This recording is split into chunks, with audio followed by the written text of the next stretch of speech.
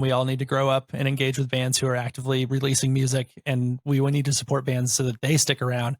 So that 20 years from now, I will be begging you to come do a nostalgia show for my band. And I hope at that point you say, no, you're done. Like, unless I'm still releasing music. You're listening to Our Space with Matt Vettese. Hello, and thanks for listening or watching another episode of Our Space with Matt Vettese. I'm extra excited about this episode because today I interviewed one of my favorite artists of all time. I'll tell you the quick story of how I actually was introduced to Spanish love songs, and this came up in my conversation with Dylan, is that there was not a point in time, I've always been obsessed with the Gaslight Anthem, and so throughout the early points of the pandemic, I was really going to my comfort artist, which is my favorite band, the Gaslight Anthem, listening to a lot of the Gaslight Anthem, Brian's solo stuff, and the Menzingers, and I wanted to start to expand my horizons a little bit.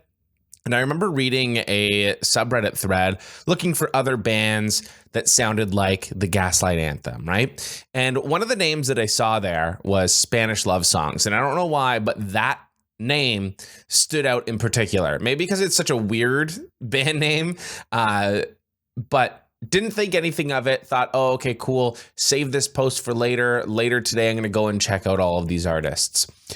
Mind my own business, go to work. On my way home, I did that thing where you finish an album and let Spotify just kind of shuffle and recommend some songs for you. And this one song, opening bass line, shaky voice comes on, and immediately I got goosebumps.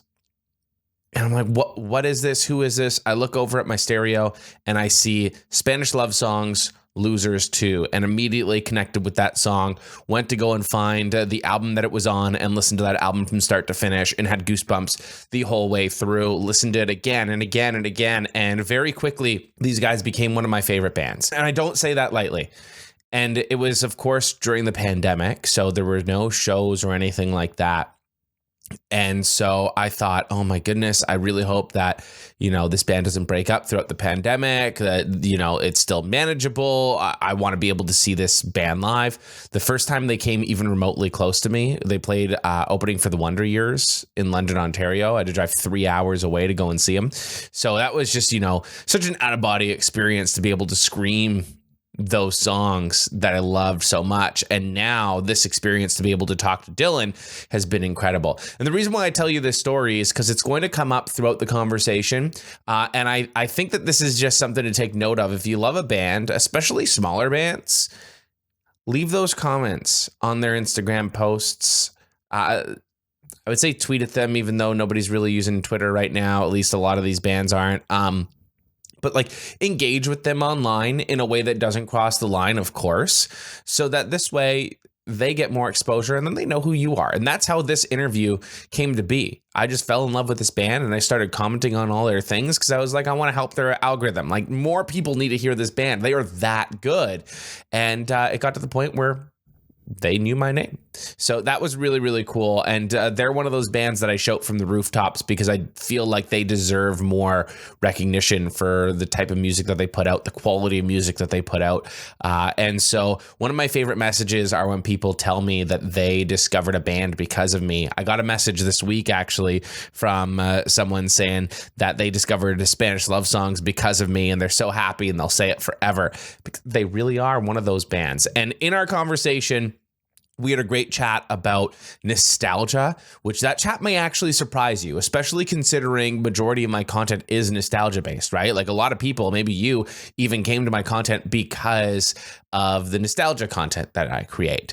I do think that there needs to be a world where we can live and accept the nostalgia and also the newer stuff as well, because the newer stuff that a lot of bands are putting out right now is just as great, if not better.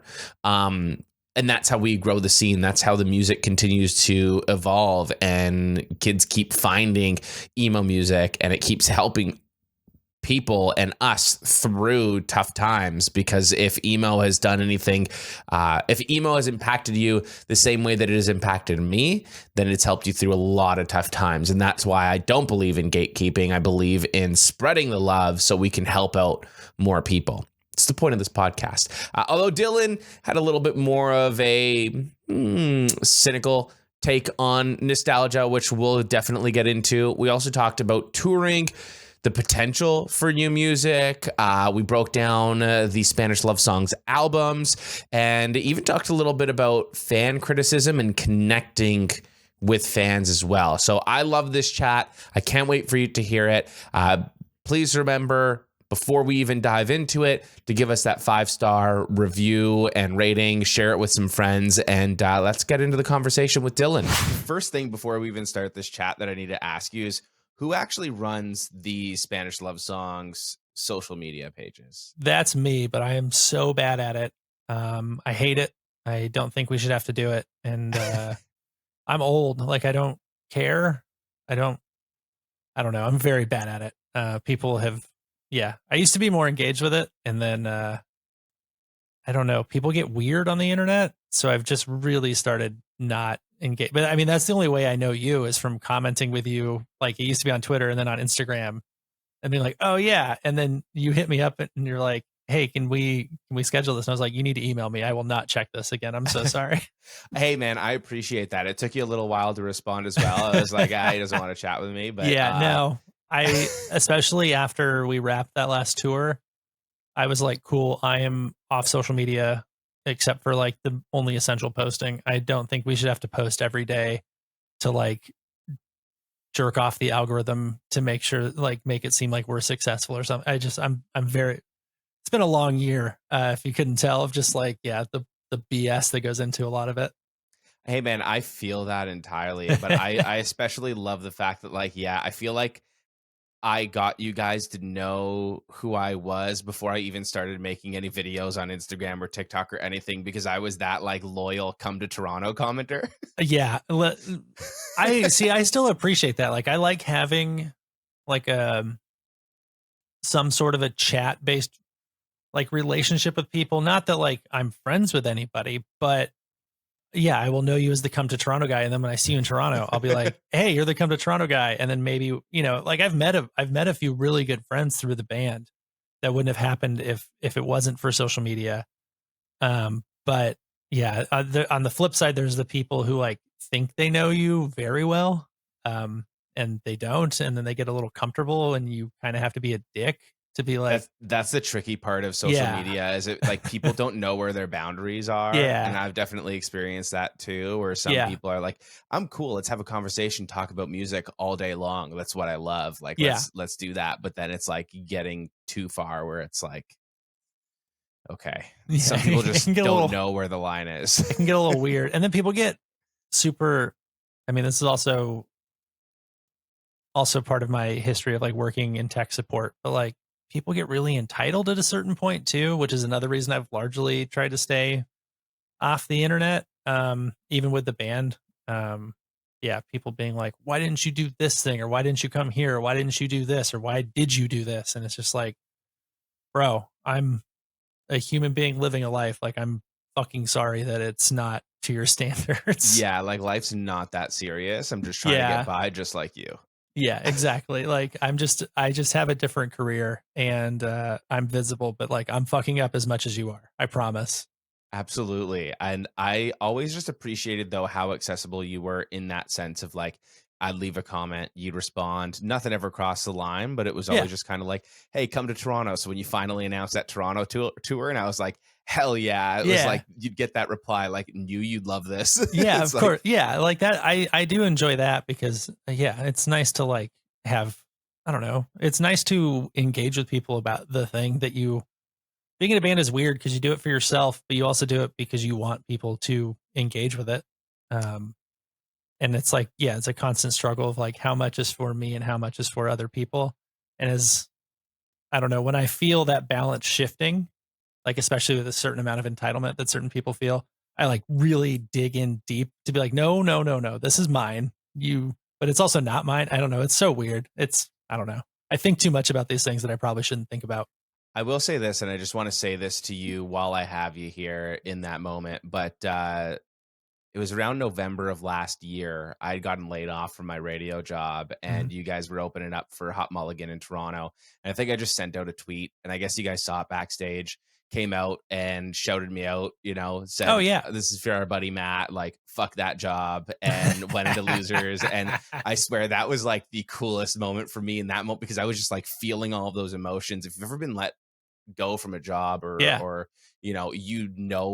the intense emotions that you feel at that point. So kind of like going to see one of your favorite bands playing a song about, getting laid off or not being able to make rent or any of these things, right? Like it hit. So I have to thank you on that. Yeah. I honestly forgot that we did that. And I'm so stoked that we did.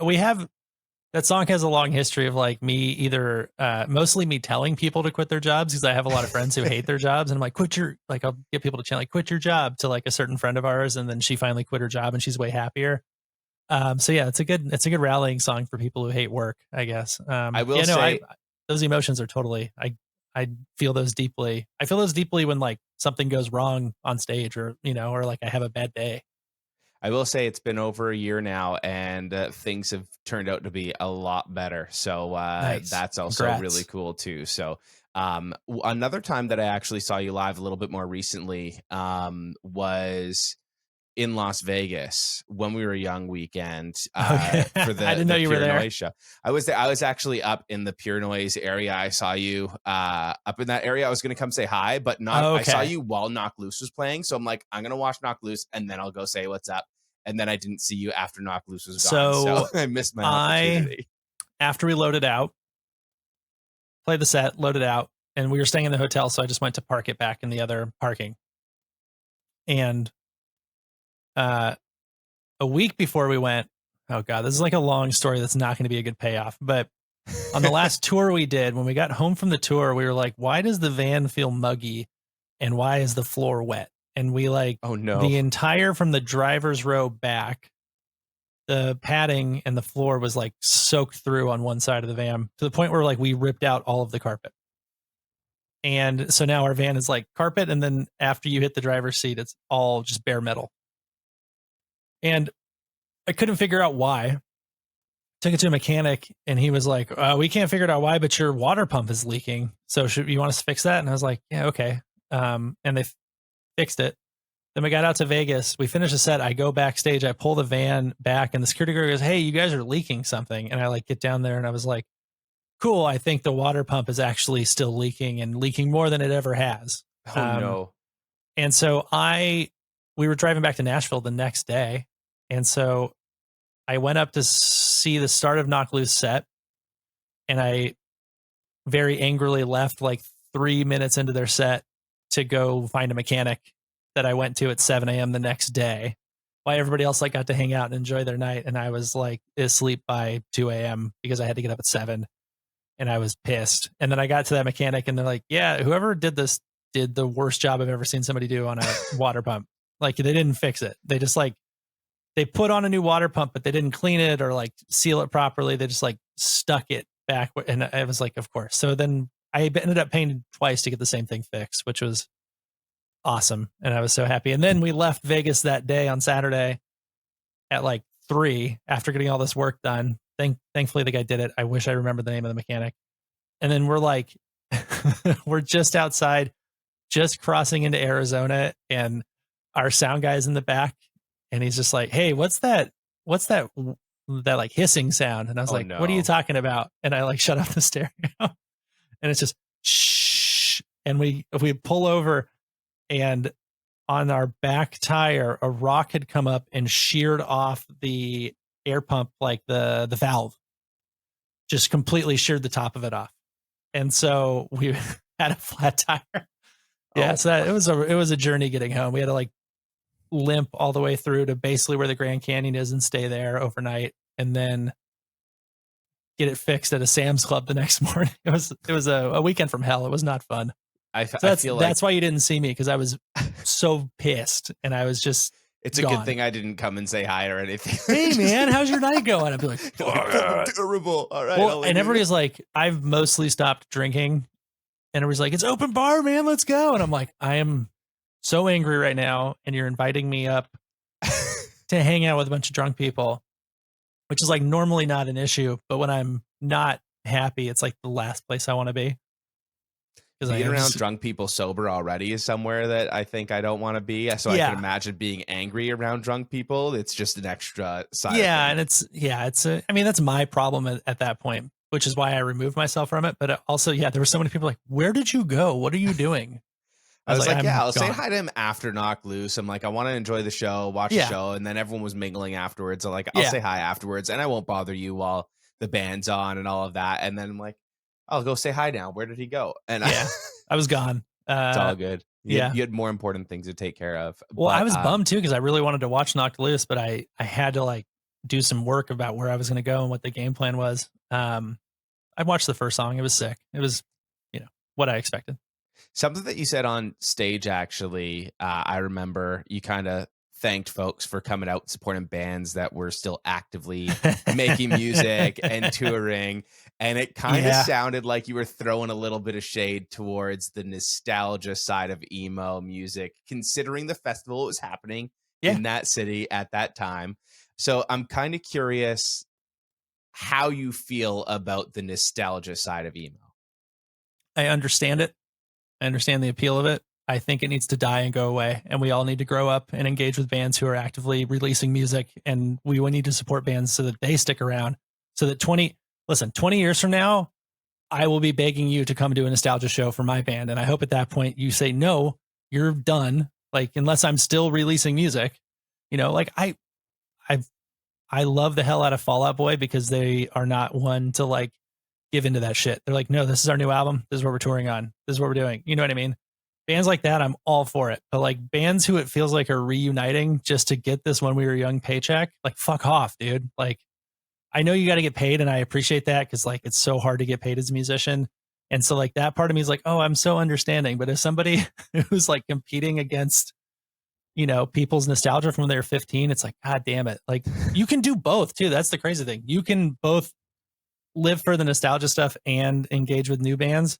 But I tend to think that people are lazy and don't. That's probably my shortcoming. Yeah, because that's kind of, I guess, what I wanted to also know a little bit more on those feelings, just because I feel like I'm the type of person that loves the nostalgia, but also still engages with all the new bands, and I love that. And that's what this podcast is about, right? It's kind of like dabble a little bit into that nostalgia, but let's also continue to grow and support the scene.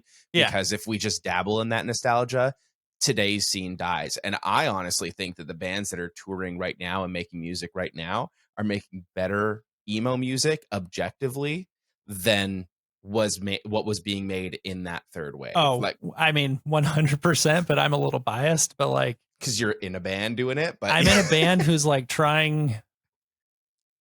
I'm going to sound like a hater no matter like, I can't keep digging into this, but yes, I would agree with you. I appreciate people who try to do both. I think there is room to do both. I don't like when one seems to be the overwhelming hit of like, I don't know. The balance isn't right, I feel, with this stuff, especially this one where it was like, we're only playing albums front. I hate that shit. I was so bummed. But this is the thing is like, it sounds like a blast and like your friends are all there and it's great and everybody's having a good time. And I get it. Like maybe that's the one show you get to go to all year. I don't know. The thing that bugs me the most is that I feel like it's people who in high school would have called me a slur for enjoying this type of music, who like are really into it now, but that's my problem. I can't, like, I'm just judging people blindly, which is so bad. And this is why I sound like a hater, but no, I appreciate it. I think that the music now is good. I also think that because of this insistence on like this golden era or whatever, God, I hate that. I do think that who are the modern equivalents to these bands that were so massive back then? We don't have them. I think you're saying like the scene will die. I don't want to, I hate being the scene is dead, but like, it's definitely, it's different, we should say, and I think that there hasn't been enough attention paid to, maybe not on the whole, but like largely, I don't know. It feels, it's just it's a weird time to like hold both in your head at the same time. I feel like the scene today can't really compete with what was happening then, just because what was happening then got so much mainstream success within That pop is fair. culture, and Yeah, pop that is culture very also fair. has changed. So like Yeah. now it's all about algorithms and for you, whereas back then if you were watching MTV, you'd have, you know, a Nelly song and then you'd have Yeah. AFI Miss Murder right after Yeah. it. Whereas like now we just don't have that. We've We got have great nothing. bands We have like, you know, TikTok. yeah, and if you're not on that algorithm, you're not going to see the Arm's Length or the Hot Mulligan Yeah. or any of those guys, right? Yeah. No, that's so true. I don't want to sound like a resentful, bitter person. I mean, that's exactly what I sound like. But yeah, maybe maybe my actual critique of nostalgia is that I just wish that I was a musician in the 90s. That's the actual issue, is that I'm nostalgic for an era I didn't get to live through, which is the ultimate form of nostalgia, I think. Yeah. So maybe Well, that's it. let's It's kind of unpack that a little bit because you are a musician that, you know, is playing in an active emo band now in the 2020s. I mean, Yep. you've been around as Spanish love songs for, you know, over 10 years, but Yep. you're sort of an, and I don't want to call you old, but like Oh, I'm you old. It's fine. you are an older musician compared to what majority of the younger guys coming up now are, like as 21 versus Mhm. that. So how does that, I guess, impact you as a career musician? I mean, it's a few things. One, I don't think I ever wanted to be a career musician. And it's happened, which is cool. It's something I dreamed about, but it's not something I wanted because like it's a terrible idea. Don't do it. Especially now. It would have been cool. Like again, it would have been cool back when you could make money doing it. But I think also like we started this band when I was 26 or 27. We put out our like breakthrough in quotes, like the record that people started paying attention to came out a month after I turned 30. Okay. We've been touring since I was 30 and I'm about to turn 37. And 2 of those years were COVID. So like we've been touring for 5 years. So yeah, we've always been older and at first we kind of took it as like, we're very grateful for everything because, you know, we expected nothing for so long. And then when you're like in your 30s and you do it, you're like, wow, I can really appreciate this. It's not just like, I'm not just goofing around with my friends. I'm like, I have a real gift right now that like people are interested and I get to do this and I get to see the world and play these shows. But the flip side of that, which I butt up to a lot, which is that I'm not 21 and I'm not fucking around with my friends. I'm doing my job because this is a gift and I'm very grateful for it. And if you don't show up and respect it with that level of intensity, then I think you're kind of a dick because it's a gift. And when you're just fucking off with your friends, I don't think you're taking it serious. It's like, it's a whole thing. So yeah, I don't get along with, it's not that I don't get along with the younger generation. I think that the younger generation thinks I'm an asshole. Which is, it's whatever. It's fine. I probably am. I try not to be, but like, you know, yeah, there's been instances of like, I don't know. I'm not going to get into the shit talking, but there's been stories said about me that like were blatantly untrue between like I hear them from friends about like, oh man, we were so afraid to tour with you because this other people said you did this and this and you're such a dick. And I'm like, I didn't do that. And I can't believe that like a 24-year-old is talking shit on an old man. Like, come on, dude. Like, I don't, it's that, oh man, did you watch Mad Men? I watched like a season or two. Yeah. So there's like it's like this exact thing. This like younger ad guy is like, I feel sorry for you to the main character. And the main character's like, I don't think about you.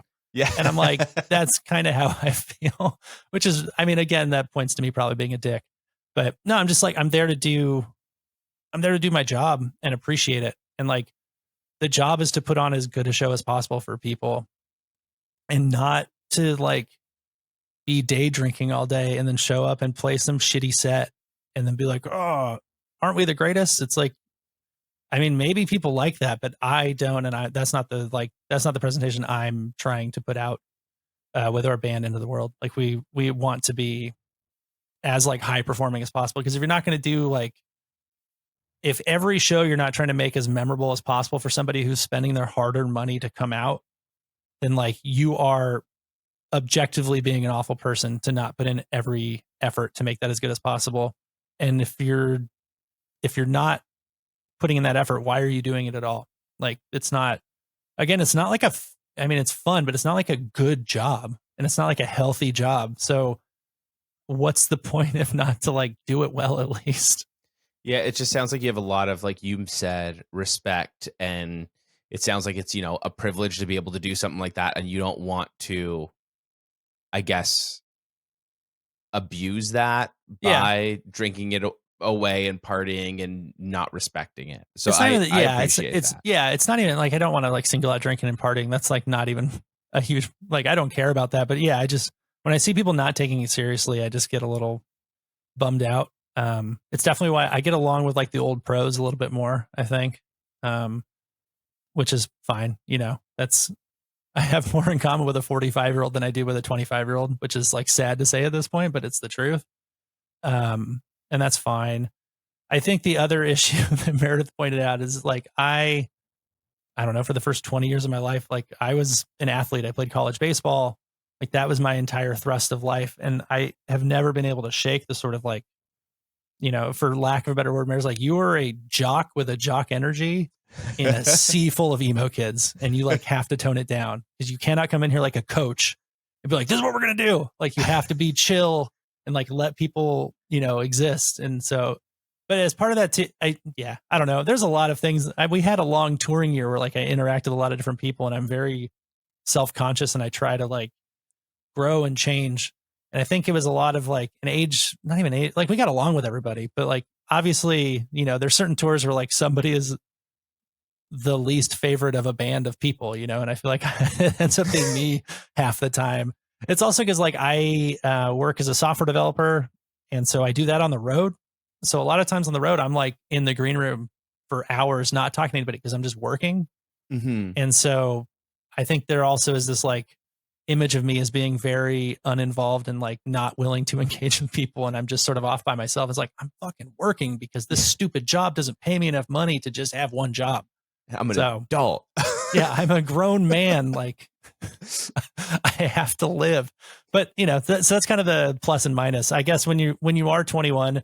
And that's not to say that all young people don't appreciate it. Like I have so many friends who are in their, mid 20s who really appreciate it and put in the work and are like very serious. And those are bands that we try to tour with, and I think being younger though, like maybe less responsibility, right? I think that's why it's more of a young man's game or a young person's game. Sorry. And just, it's a lot easier when you have fewer responsibilities.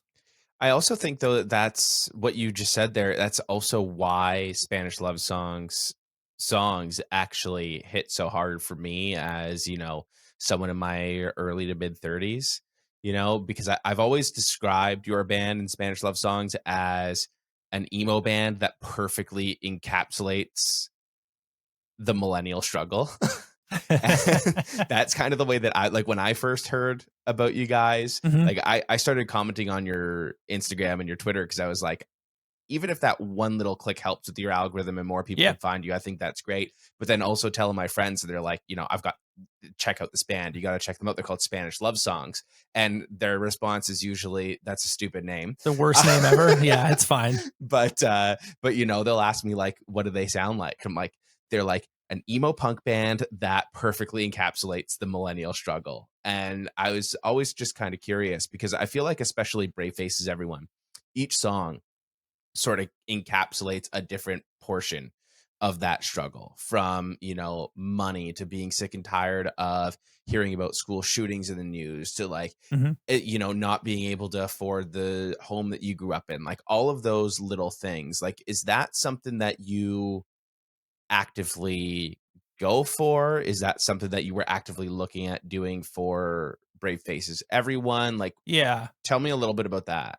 So that's not how the band started out. I mean, we were never going to be a band who was like, haha, I'm in love, or like, haha, you suck, you B word. Like, we were never going to be that type of band either, which thankfully most of those bands are dead by this point.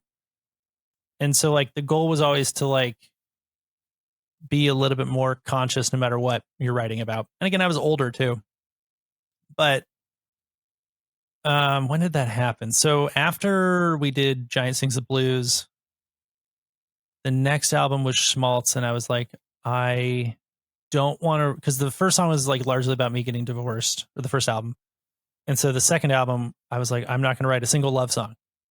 And then we did Schmaltz, and like, yeah, that's when this sort of like semi political, for lack of a better word, or just like stuff of like looking around my life, you know, write what you know type stuff, and just seeing myself struggling throughout my mid to late 20s trying to be an artist in LA, and then my friends all struggling trying to do largely the same thing. And then with Brave Face, and when Brave Faces rolled around, I went through a breakup right as I started writing it. Like a pretty severe breakup, lost a lot of friends type of breakup. And the band was like, oh man, here we go. And I'm like, nope, I'm not going to write a single goddamn song about this breakup or anything related to it. So then that was like me throwing down the gauntlet and being like, I'm going to write some like real shit about how I feel. And during the course of that time of writing it, I had multiple friends take their lives, which is a freaking bummer. I'm really sorry to hear that. People, yeah, I mean, at this point, it's like, who hasn't gone through that? And it just sucks every time. But that happened. And then I had moved out of LA. I had friends like, you know, leaving for various financial reasons. And then I had medical bills and just all this stuff like piles on. And so I was like, okay, cool. After Schmaltz, I was like, and then we did the Losers EP. I was like, oh, I think I know like what my thing is right now, like what I'm interested in.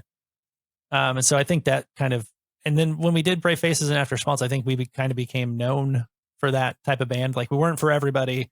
We had a terrible name, but if you wanted to like sing about or hear about some of this shit and like commiserate with it, that's what we were there for. And I took that very seriously. As like my job now is to like let somebody know that they are not alone in these very weird thoughts that seem weird or feel weird. And you're not alone in that. And even if I'm the only person who feels that along with you, at least I feel it, or somebody else feels it. And like, if I can lift your burden even 1%, then I did my job, because like life is hard.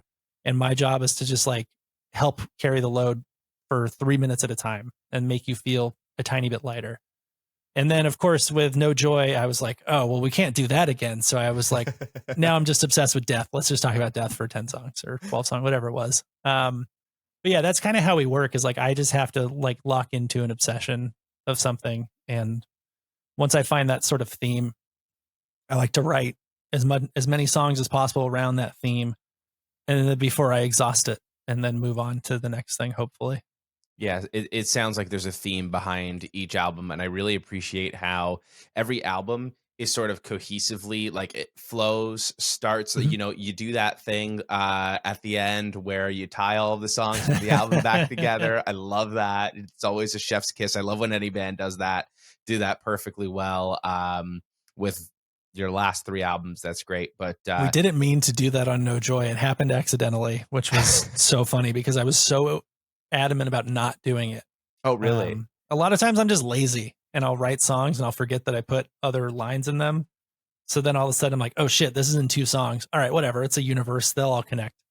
But after we did it on Brave Faces, where we kind of did the interpolated, where like the different things swell up, I'm very self-conscious. And we are friends with the Wonder Years, and the Wonder Years did it the best on I Just Want to Sell at My Funeral. You cannot touch it. It is the perfect version of what that thing is, where you capture the entire sentiment. And so when we did Brave Faces, like, well, we can't touch it, but we have this idea. So like, what if we just throw all the different hooks in and then you just fade them in and out? That'll be like a fun swirly way, and it'll like take you into another place, and that'll be great. And that worked out, and I enjoy that.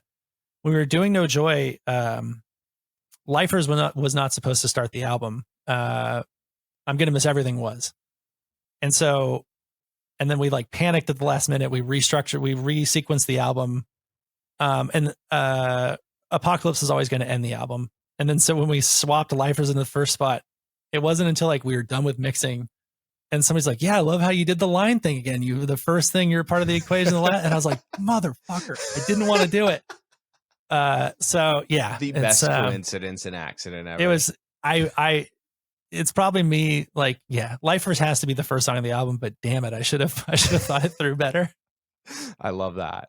I wanted to actually talk to you a little bit about some of these albums, especially Mhm. because with Brave Faces Everyone, you kind of mentioned, you started not long before the pandemic. I felt like Brave Faces Everyone was kind of like the accidental pandemic album.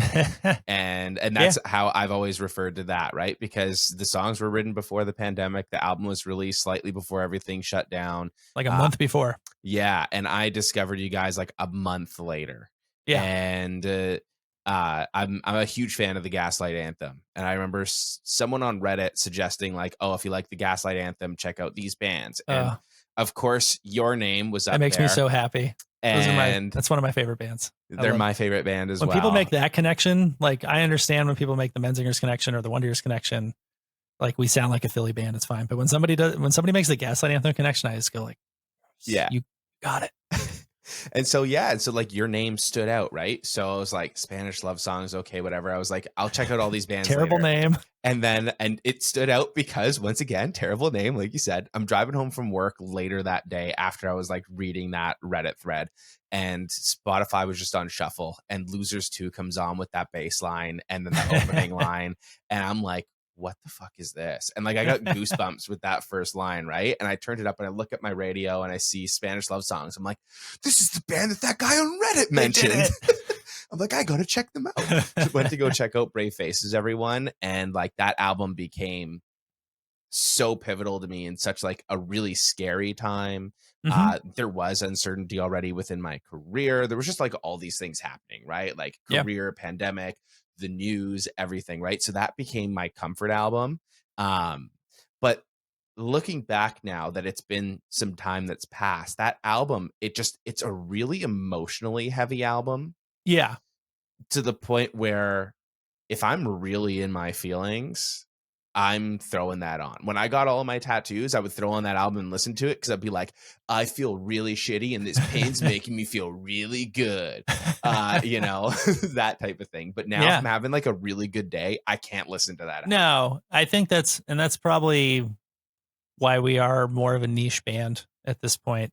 Is that we're not for every mood and every situation, and we're not the most like fun to listen to, I guess. But I feel like with No Joy, that changed. Like you still have these We sad tried. themes, Yeah. but the actual instrument, like because I love sad songs. They make me happy. It's in my Yeah. Instagram bio.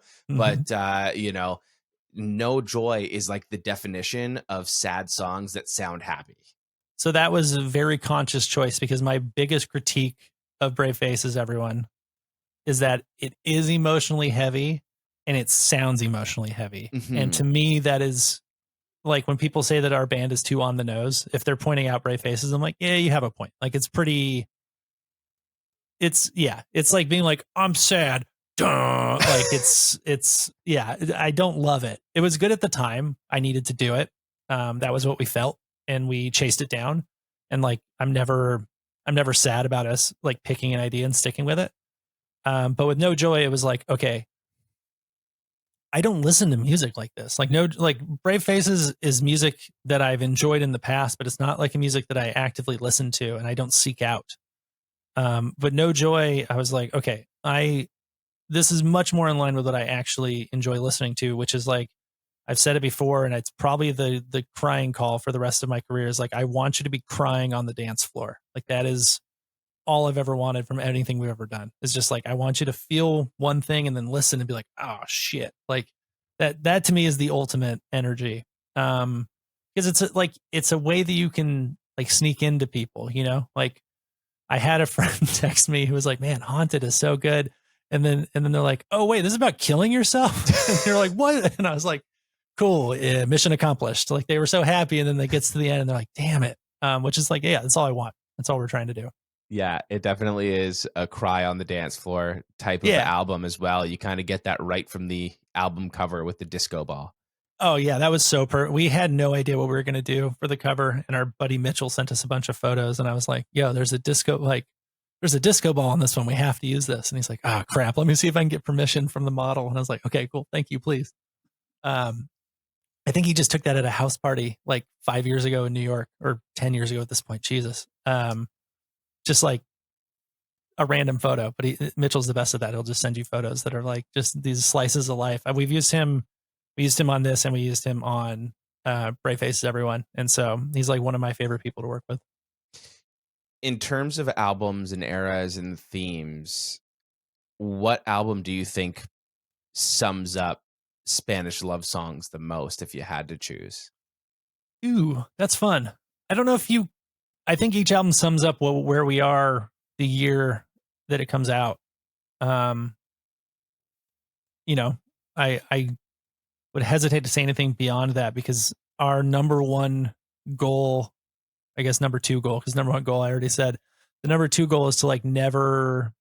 Again, I'm old. Like for, I hate saying that. Like there's bands of people who are older than me who are, it's music. Like do what you want, but as far as like the energy it takes to like keep this machine alive, I'm older for that.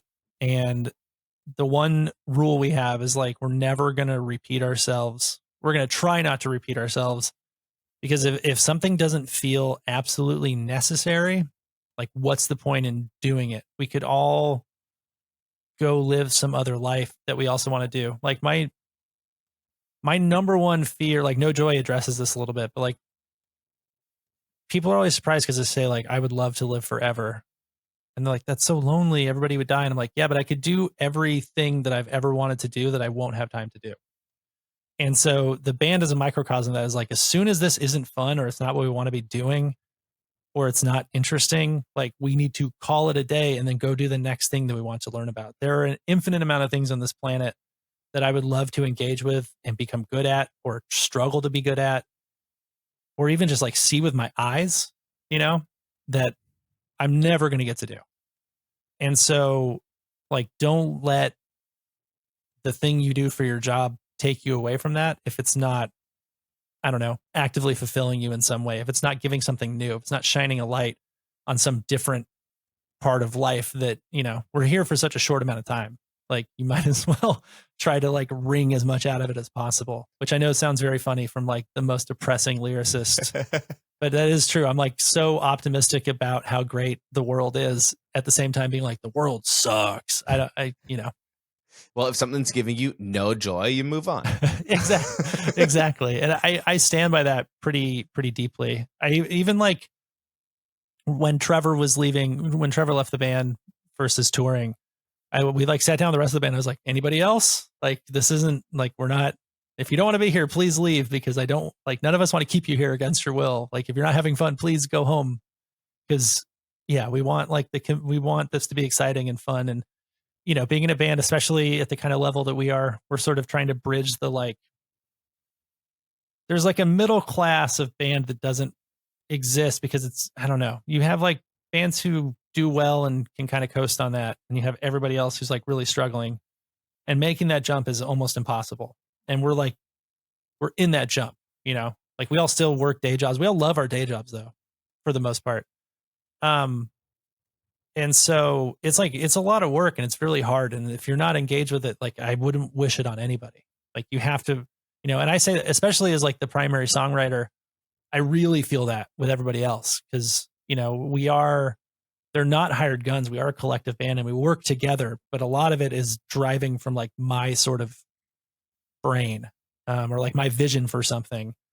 And so I can imagine that's really hard if you're like, I don't get this. Why am I doing this? I always offer, I'm like, you guys good? You want to still do this? All right, cool. And if not, like, it's no hard feelings. Like nobody's mad. And Trevor very much was like, I don't want to tour anymore. Like, I like working with you guys, but touring sucks. And I would rather, do X, Y, and Z. And we're like, cool, man. Yeah, of course. We understand. We love you. And we hope you like get what you need.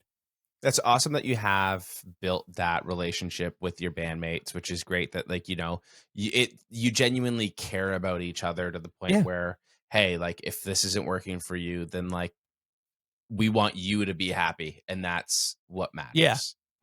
Yeah. I wish we try to be. We're not always that good. Sometimes we absolutely hate each other. We're just like, fuck off. No, we get along fine. I think, anybody you spend like a year straight in a room with is going to get on your nerves at different points, but I feel like we always try to talk through it. You also touched on something too, like the fact that, you guys all have day jobs. And I think that's something that a lot of music fans don't realize that a lot Yeah. of bands go home after tour, they do their day jobs, which is also really important. And I want anyone listening to know, like, hey, if you've got these bands that are touring, you're stop by the merch table, buy those records, buy those t-shirts, all of that. Like it's, Yeah. you I'm know, very loud about that. It's not, it's, I think I don't ever want it to sound like I'm coming off like I feel like I'm better than having to work a job. But at the same time, like a lot of what we do is is a job. And I think that people assume even if a musician's not making money, which I don't think most people realize, like how little musicians actually, like even musicians that you think are wildly successful, are not as successful as you think. I think Um, that's a big thing that most people yeah, don't realize. yeah. I think that most people assume that even if a musician isn't making a ton of money, that their like ego is fulfilled. So like that's enough. And I think that's bullshit. Like, A fulfilled yeah, ego doesn't pay this the is bills. fulfilling my ego. I still need to eat. Yeah. Like I can't eat off my ego feeling proud. Which is, yeah. And like, we're not above it. We've all worked day jobs the entire time we've had this band. I don't think any of us even considered quitting our jobs. Again, we all kind of like what we do. The only person who had to quit her dream job for the band was Meredith because we left LA and her dream job was in LA. Mm. And like they couldn't handle, she couldn't handle the schedule because she was in production with a fashion line in LA and she couldn't like do production while being gone 9 months out of the year. But yeah, everybody else kind of has settled into stuff and we all have jobs that we work to like keep the band alive. Which is, yeah, I think that's why we talk about it a lot because it's like we work two jobs to have the life of one job and the pay of one job. And it's fine because our egos are fulfilled, but also like, please be nice to us because, you know, please don't assume that I'm an asshole because I sat in the green room all night because I had a deadline on a project that I had to do that day. I'm find not a a way to pay difficult the person. I bills. just I had to do my job because I have bills to pay. I have more bills to pay because I'm older. It's also, I imagine harder to find a job that you can tour and do Oh both yeah. and manage both, right? Oh yeah. It sounds You like you're become lucky that you have unemployable. something that, you can do in the green room, right? Yeah. Which Oh, doesn't, I have taken it upon myself to never complain about it because even Ruben and Kyle can't do their jobs on the road. So like if something needs to get done and I always try to, I don't know, we try to like, I know how like lucky I am to have that and I will never complain about it unless somebody accuses me of being a dick. But yeah, but even being able to have a job when you come off the road, like most people aren't chill with you being gone for 3 months and then coming back and be like, "Hey boss, I'm back for a month and I'll be gone for another 2." Like we're very lucky and we constantly let the people who hire us know that. Um but yeah, I've taken it upon myself as like one of my missions to just always remind people that the musicians they love who they think are well off are probably not. Nobody that I know for the most part is making millions of dollars. I don't think I know anybody who's making millions of dollars off their band. No, I don't think I do. We're not that cool. um, I mean, I hope that there are some emo bands that are touring right now eventually get to that point Oh because a yeah, lot of that'd be them amazing. deserve it. But Absolutely. I do want to ask you about music again. It's been a couple of years as of 2025. Now that we're into 2025 with the new album, do we have new music in the works that we're working on? Anything that we can talk about? I mean, there's literally nothing written. There's stuff written, but nothing like, you know, nothing down hard. I think that's what most of this year is going to be. I mean, No Joy came out August 23, and pretty much from then until October of 24, we were gone. I was home for no more than 3 or 4 weeks at a time. So I think we have this kind of quiet period where we're all kind of not relaxing, but like getting back to like adult life. And, there's talk of like, hey, what are you working on? You got this, you got that. So we have new SLS stuff that I think we cracked what we want to do with it, like stylistically and like where we want to go with it. I just have to like write the songs, which is always the fun part. I hate writing songs. It's not fun. I like being done with a song, but like the act of writing it is awful for me. And I think that I usually work in like very short bursts. Like I wrote Brave Faces in 2.5 weeks, largely in Meredith's parents' basement while we were staying there after we got home from a tour before we went back to LA to do the album. And then I wrote No Joy over the course of the bulk of it in like 2 weeks over Christmas in 2021 in that same basement. So I think I need to schedule out some time to go to the basement and write some songs. I was going to say, we got to get you back into that basement. Get back to the basement. Yeah, we're doing that. And then I have endless like other projects that I always want to get done. And then Spanish Love Songs takes precedence. But like, I'm really trying to buckle down and do some sort of electronic album at some point. I don't know what that looks like or sounds like or is, but the most depressing electronic album ever. Yeah. Yeah. Yeah. I mean, LCD Sound System is like one of my favorite bands. Again, another band who like, it makes you feel one thing and then is secretly singing about something so dark that you're like, damn. But yeah, maybe that'll get done at some point. That's one of those things where I always hesitate because I'd have to like lock myself in a room with a bunch of synthesizers and not talk to anybody for 6 months, which sounds awful. But we'll see. But yeah, SLS is definitely getting the focus of the first half of this year just to get some songs done and kind of get the vibe going. And it also takes so long to get an album done and then released. We finished recording No Joy at the end of 2022. Like it was done by December of 22 and it took until August for it to like be properly released. So I probably should have another album done, but I hate writing. So yeah, I'll get into it. So what I'm hearing is end of 2025 we'll have it written, and then by end of 2026 we'll have it on Spotify. I feel like we'll probably have it out in 20. Man, I feel like 26 is like we're not going to break your heart if I say 26. I feel like bands should go away as well.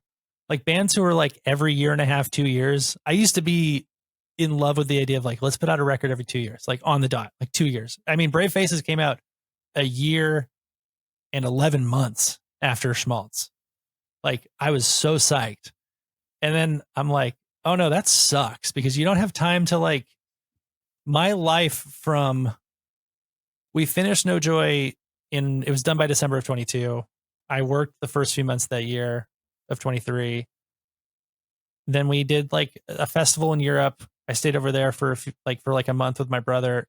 And then from like July on of 23 until literally November 1st of last year, 24, I was mostly in a van or like, you know what I mean? I was in some form of transport going from one place to another place. And I would wake up, I'd wake up at a weird hour.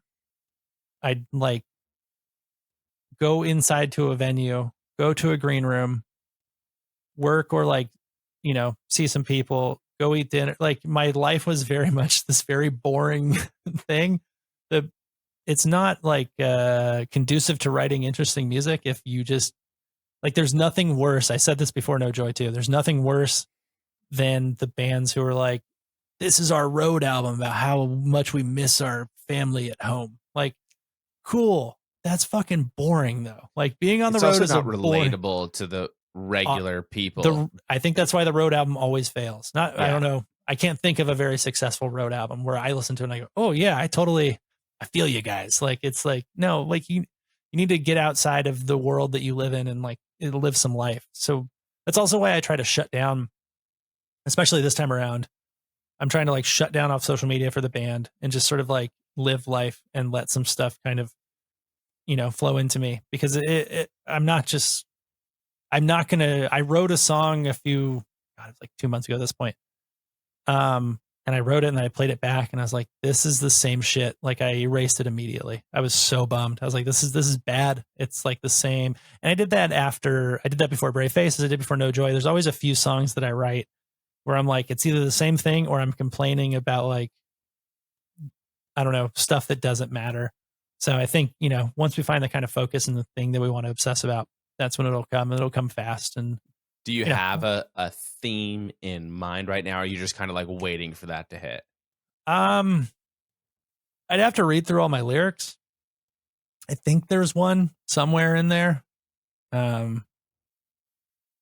Yeah, we'll see. I hesitate to talk about it. Yeah. No Joy, there wasn't like a a conducive theme, but the challenge that I told the band was like, these are all love songs, and nobody believed me, but they are. And so that was like a fun thing. So now I got to figure out, I think this one is going to be more like a Sonic type of challenge, but peppered in with like, I don't know. It's always going to be about death. Like that's the thing that sucks is like at the end of the day, that's pretty much my core obsession. And I'm like trying to find other things to worry about.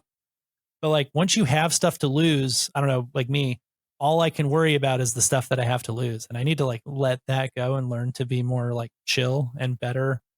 And also just like getting older and like, it's so stupid. Like I turned 35 and I just had really bad heartburn forever. But like my dad said this thing of like, you're going to be in pain every day for the rest of your life until you die. That's just what getting old is. And I'm like, God damn it. That sounds terrible. So like, I've been, obsessing over that or like, just like life stuff, just getting older and dealing with what that means and like rounding a corner of, I didn't obsess too hard over turning 30, but like turning 40, which is still a few years away, but it's like really getting to me. I don't know why. 29 was the hard year for me. And then when I hit 30, I was like, oh, okay, I'm here. Whatever. Let's deal with it.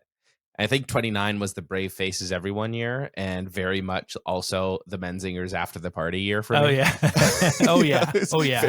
Very much, 29. What am I going to do in my 30s? You know what? I need to beat them to the jump. I need to write the Where Are We Going to Go Then Our 30s Are Over album. Yeah. I think that's, we're going to go die. That's what we're going to go do. No, I think it's a lot of that. And it's just, I haven't, so like I laugh at it, but like the heartburn stuff was like, it like took my voice from me for a few months. And like, it was more, I don't know what was going on. And it's actually back, which is a real bummer if I sound a little hoarse. But like a lot of that is like coming into this idea of like not feeling well for the last 2 years. So we'll see. I feel like that's bleeding into it a lot and like trying to, how do you finally live with yourself when like your mind feels fundamentally broken is like a fun thing of like, going on meds, going off meds, like shit like that. I don't know. It's a body horror album. I think that's what we're discovering. It's old, the movie as an album. So I see, at least I used to see, I haven't been on X or Twitter in a very long time now No, everybody should delete it. I'm going to delete the band off obvious. of it. I just keep forgetting. Yeah, it's fairly obvious reasons as to why. Yeah, we're delete not it. Going on there, delete that shit. You don't want to be on there. The person who runs it is an asshole, and everybody on there is kind of a dick. Delete it. Years ago, one of the, I don't want to criticisms or like things that I would see people tweeting about would be like, why aren't you playing as much Schmaltz live? Or people wanted to hear songs my from favorite, Schmaltz. My favorite thing. And I guess, what do you have to say about that? Is there like, are we bringing back some Schmaltz songs for those people? Are we putting those to the side? Because like, I kind of understand the reason, Brave Faces came out right afterwards. And now you've got this album that, you want to play. It's new. You're on that touring cycle. You only have so many songs that you can possibly play. Right. Do you see, I guess, a future where we start sprinkling more of Schmaltz into the mix, or is Schmaltz kind of done with for the most part besides one or two songs? Yeah, I mean, we started doing it again. It's probably going to be the same one or two songs. So like when No Joy first came out, there was a few people who were saying that shit. And I got really confrontational about it because I was like, first off, fuck you. This is my band. Second off, we have 2 albums that we have released that we were not able to, like, we didn't get to tour on Brave Faces, and now we have a new album.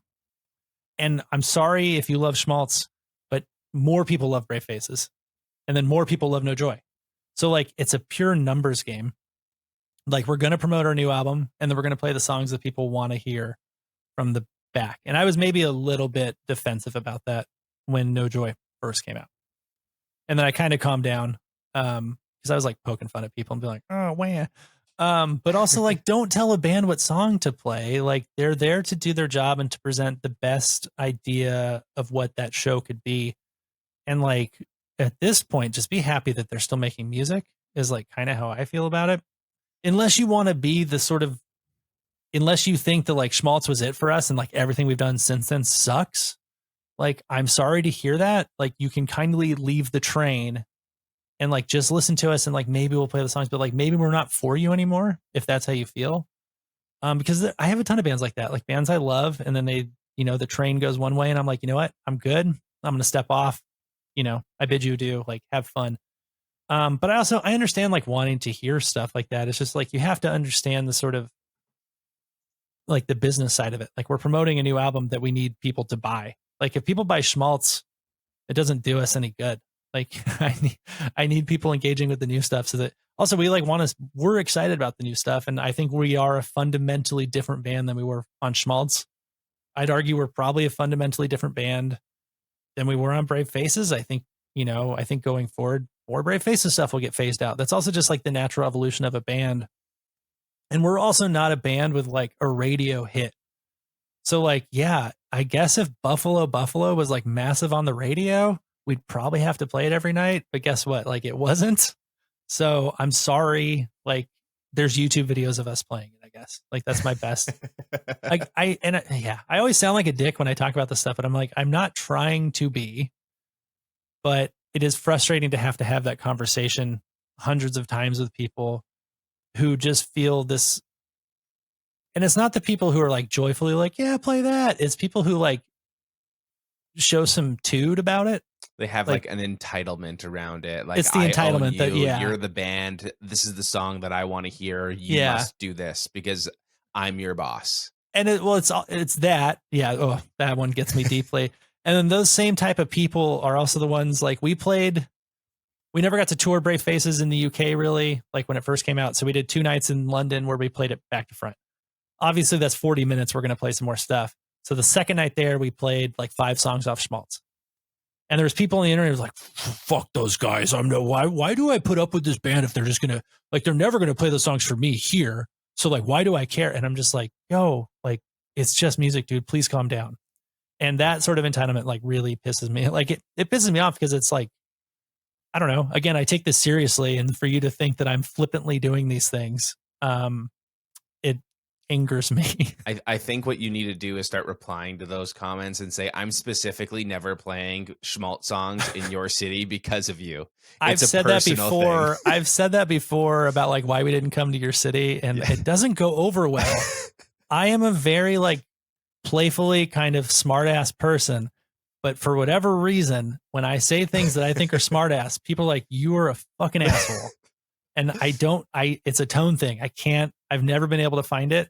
And so that's another reason why largely off social media, I've stopped, because I've gotten myself into trouble where I'm like poking fun. I thought we were having fun. And then everybody's like, you're such an asshole. And I'm just like, all right, cool. I don't need to sit here and be called an asshole. Playful tone. Yeah. I do that shit all the time. Yeah, like, yeah. I'll put that in the comments when a band has like big announcement coming. I'll write a comment being like, they're going on tour, but they're not coming to your city because it's because of you. Yes, it's because of reading you. This comment, it's personal. And then who did that last? It might have been like Under Oath or something like that. And then when they announced the city, everyone was commenting on their new post of the tour, being like, that guy from the other comment was right. They're not coming to my city. What the fuck? I mean, we see that stuff. Like, that's the crazy thing is like, you post these things on the internet thinking like, we literally, even if none of us are on Instagram that day, like we don't have people running our social media. So like, I'm at least on there to post for 5 minutes, but I'll be like, look at what this fucking asshole said. Like we share this stuff and we're humans. It's like, look at this joker. Like, or, oh, this person requested for 3 months on every post, commented, play this song in this city. So are we going to play it? No, because like there's better ways in that city. There's better, there's better ways to like get your point across, like read the room and understand that we are people who like are just trying to do our job. And like, we get frustrated and sad too. I don't know. I feel like such an asshole because I'm like, yeah, empathy. And then I'm like, fuck these people for acting this way. Like, I understand both sides. And like, I feel like oftentimes I probably make the wrong decision. So my answer to that has just been to disengage entirely. And I think that's has fair. Maybe worked best for me, except now that I'm disengaged, people think I'm a dick still. So I think people also forget that there's another human on the other side of Oh, that. They 100%. just think it's like, oh, like it's an AI that's running their Instagram page. Of Yeah. course. Like why Oh, why that's would so a real smart. person?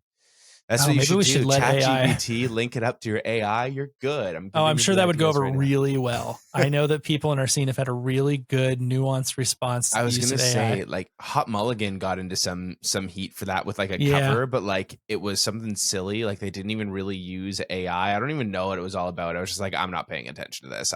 This is the beauty about not being online Yeah. is I heard about this from a friend and I said, I don't care. Yeah. I didn't even bother texting Hot Mulligan. Be like, what's going on? I was just like, yeah, I'm I sure saw that people like, talking about it, and I was like, I'm sure that I'm like, not even gonna bother. yeah, I'm sure they made a joke and somebody was like, oh, and then that was it. Yeah, like who cares, guys? Like the world is burning. Like, Yeah. go worry about stuff that matters, not your pseudo parasocial relationship with somebody in a band that like doesn't exist. Like, enjoy the band and understand that it is I don't know. It's like they're there to entertain you, not be your best friend. That's just not going to happen. Speaking of, other bands, and we kind of touched upon this at the beginning of the episode, one thing that I like to do with this specific podcast, because my original goal with the show was to continue growing the scene and spreading the word about up and coming bands, especially for the people that are coming to me for the nostalgia. We like doing both, Yeah. but I want the millennials that are coming to me because of that nostalgia stuff that they see online and going, oh, hey, this stuff is still awesome and it's still happening right now. Who are some other bands that can help the scene grow over here? Who are some other bands in the scene right now that are killing it that you think other people should go and check out, especially if they like bands like Spanish love songs? Yeah. I was trying really hard to not make a bad joke about like pulling a nostalgia band out of 2002 that nobody's heard of. I want to hear the joke now. No, I can't. I couldn't think of it. I couldn't pull it Okay. fast enough. I'm sorry. I was going to make one joke, but I realized that they actually did get back together. So I'm not going to say that because then it'll sound like I'm throwing shade, which I am, but I'm not going to do it publicly. Bands that are really good that people should listen to. The band Suds, who are based in the UK. They are really good friends of ours. We took them on tour last year. They are the sweetest people and they write really, really good, cool music. Sort of, I don't know how to describe it other than like, it comes from the same world as us, but it's nothing like us. And it's beautiful and awesome. And they're just such sweethearts. Great Grandpa announced the new album today. And put out a single that I haven't got to listen to yet, but they are one of my favorite bands.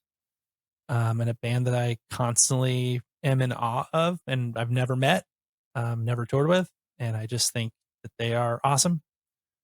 Let's see. The Dirty Nil.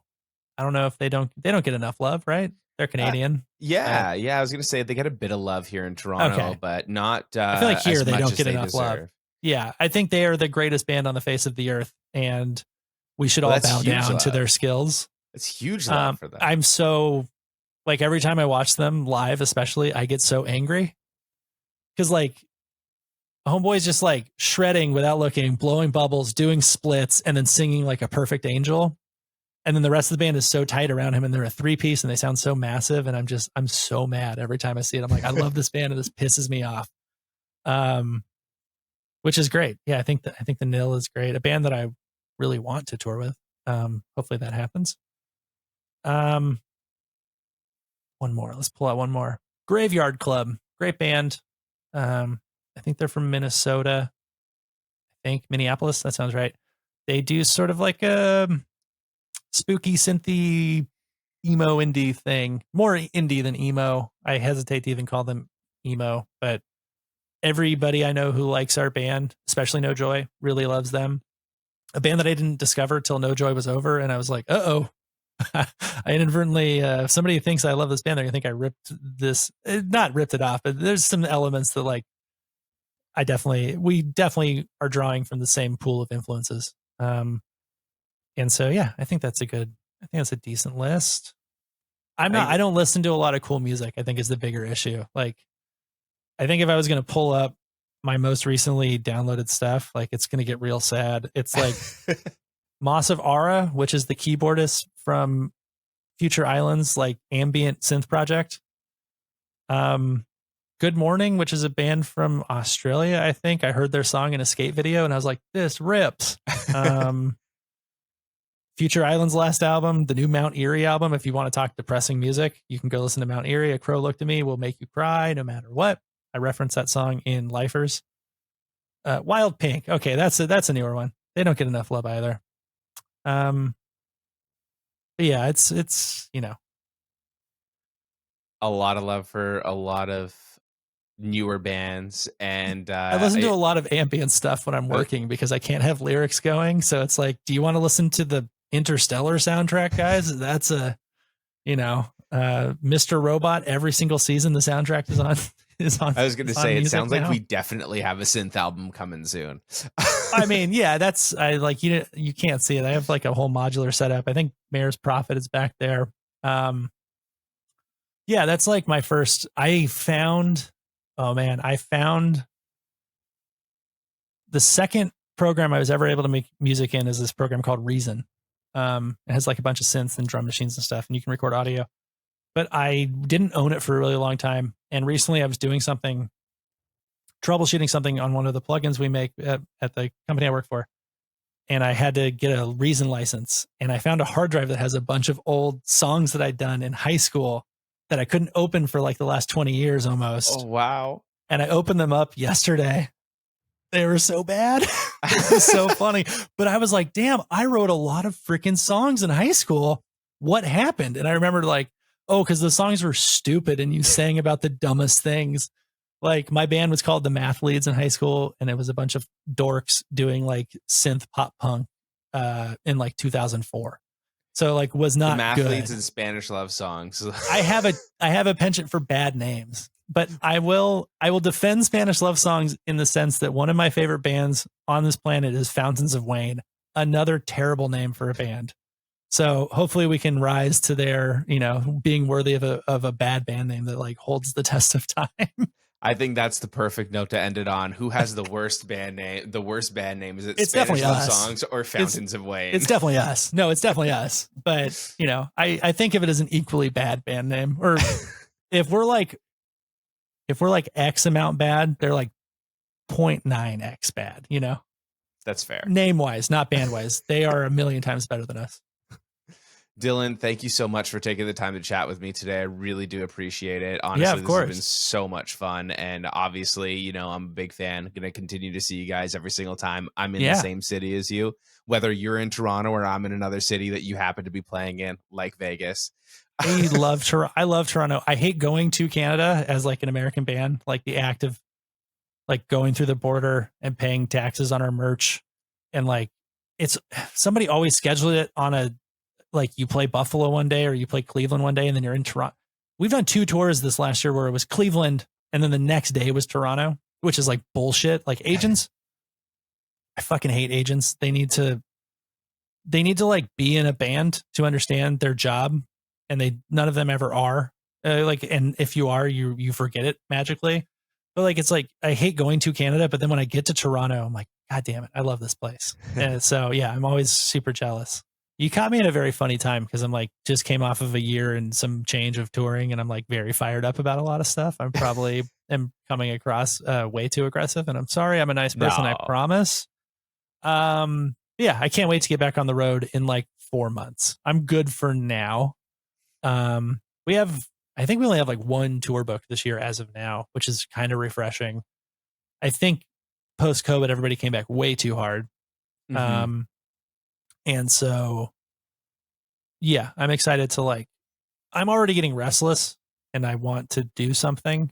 But I don't know if I could go on the road for 6 weeks right now. I think I would die, which is fine. You know, you got to build yourself up to it. And then I'm sure in like 3 months, I'll be like, I miss touring. I hate it here. Get me out. That's the conundrum. Like, I'm always happier doing the thing I'm not doing. I'm gonna end the show on one final note. Yep. Come to Toronto. Thank you for listening to Our Space with Matt Vettese. If you enjoyed yourself, please support the show by subscribing and leaving a review.